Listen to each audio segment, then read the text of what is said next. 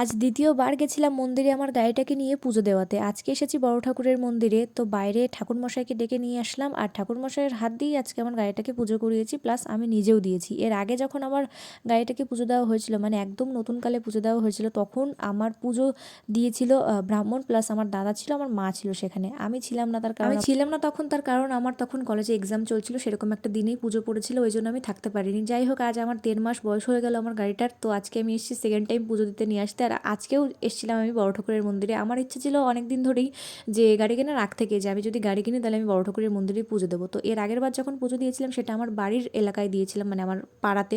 তো আজকে এসেছি আমার দিদির বাড়ির এইখানে পুজো দিতে নিয়ে আসতে। তো যাই হোক, প্রসাদ খেয়ে ওইখান থেকে তো চলে আসি। আর এই সিঁদুরের দাগটা দিয়েছি আজকের, এইটা ছিল পুরনো, মানে আগের বার যখন দিয়েছি। এই যে মালাটা দেখতে পাচ্ছ, এটাও আগের বার যখন পুজো দেওয়া হয়েছিল তখন। আর এটা একটা কি বেঁধে দিয়েছে জানি না আমি, এটাও প্রথমবার পুজো দেওয়ার সময় দেওয়া হয়েছিল। তো যাই হোক, পুরো ভিডিওটা কেমন লাগলো অবশ্যই কমেন্টে জানিও। দেখা হচ্ছে পরে।